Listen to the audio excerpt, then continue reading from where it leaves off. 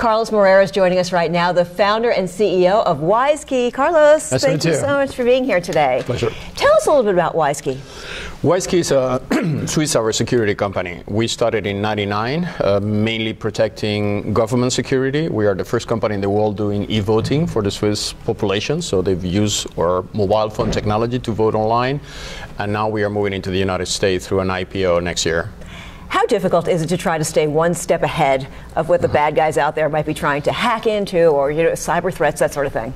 In my case, I was the chief security officer of the UN. So Geneva invented the World Wide Web, where I come from. So we have kind of anticipation. We understand very well from the beginning where the deficiencies of the web and how we can solve them. Later, the evolution of the internet has become a transactional tool, and as a consequence, we need to develop better crypto, better PKI, which is information technology that allows to certify your identities. All that allows us to be one step ahead. But it's a big fight. I mean, hackers are as well trying to hack us all the time, and it's a big fight. A lot of us out there are told to change our password every month to be secure, but I mean, that just seems like it's child's play anymore. I mean, is the password almost obsolete?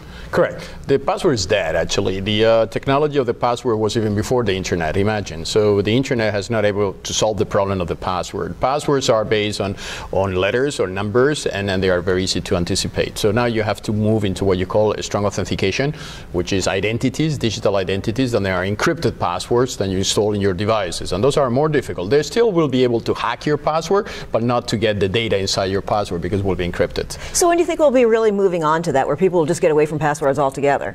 Yeah, this is the only way. I mean, a password, if you keep on password, you will have every month the issues that you had with Target, with the JP Morgan, will be very easy to anticipate. Right. I mean, it's actually text. It's very easy to break a text file. Very easy. Yeah.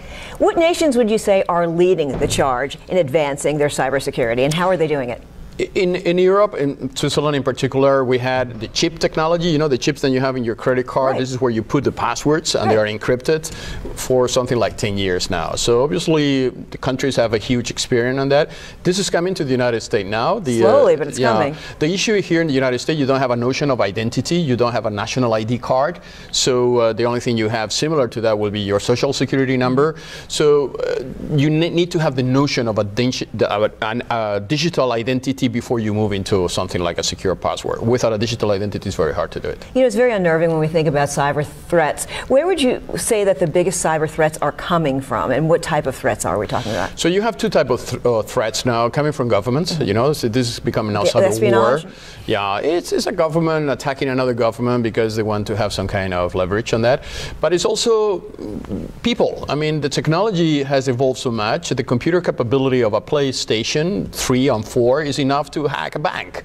So technology in our days is very powerful. I mean, you can buy for $3,000 of something that will cost $1 million a few years ago, and with that you can hack anyone. I mean, hacking it's easy because technology has evolved so much, and that's a weapon if that goes in the wrong hands. And I think a lot of people think that when you talk about cybersecurity, you're just talking about computers, but it's really not. It's any data, anything that sends out a signal, correct? Correct. So yeah, because the data is coming to the clouds, and the clouds are not actually clouds. The clouds are data centers sitting somewhere, and people get the illusion that the data is on the cloud. So the transfer of the data from your device to the cloud, which is the data center, is where the interception happens.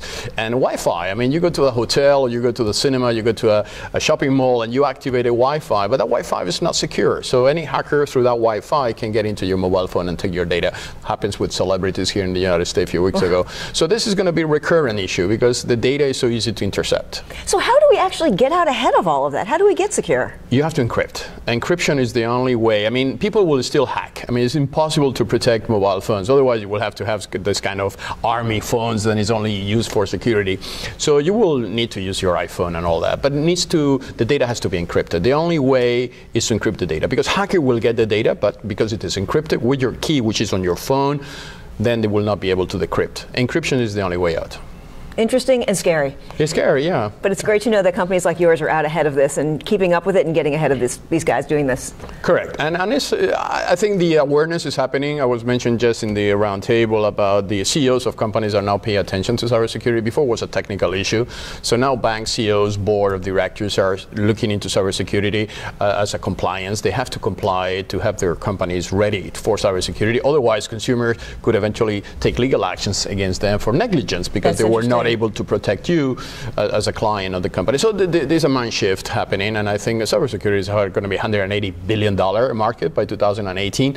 So obviously, it's going to be many opportunities for everybody to keep the internet safe. Your job will never be obsolete because they're going to keeping threats and changes and bad guys trying to hack. Yeah. Another issue is personal data. I mean, not only the hacking part, but your personal data is being exposed everywhere, and not only by hackers, by social media companies, and they resell the data later to third parties without your permission.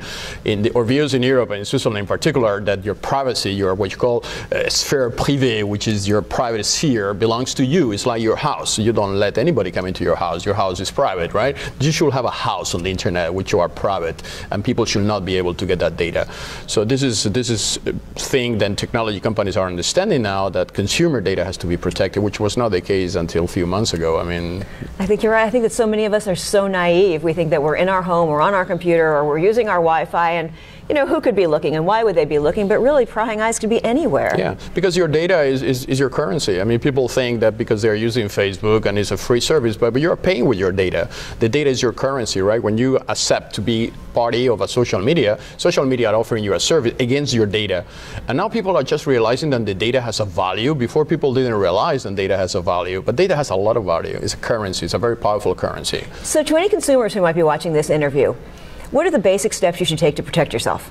So the first one is divide your data into two areas. One is PII, which is personal identifiable information. It's who you are, where you live, where your kids go to school. All that data should be encrypted, and should not give that to anybody. This is your really privacy. But eventually, what you do, you play golf, you like going holidays to Bahamas, that eventually you can make available to third parties because you want to receive services. But you don't want them to know who you are. You don't mind to know them what you do. So that's why you have to segmentate data. And if you do that, and if your companies start to develop technology like we do, then allows that segmentation, then we are okay. Well, thank you for all the advances that you're making to keep us all safe. Thank you very much. All the nice best. to talk to you, Carlos. Learned a lot today. Thank you very much.